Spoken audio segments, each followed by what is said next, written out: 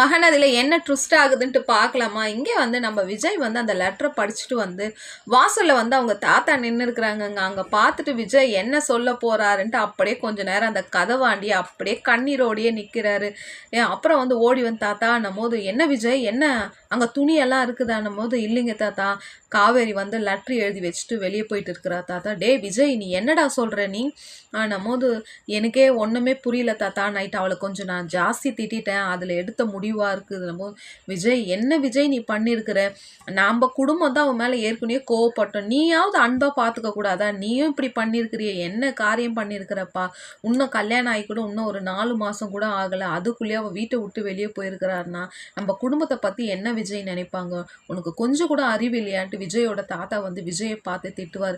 சரி, அந்த லெட்டரை கூட அந்த லெட்டரில் என்ன எழுதி வச்சுக்கிறேன் நான் படிக்கிறேன்னும் போது, ஏன்னா அதில் வந்து டாக்குமெண்ட் சம்மந்தம் பற்றி எழுதி வச்சிருக்கு, இதை விஜயோட தாத்தா பார்த்தா படிச்சிடுவாருன்ட்டு.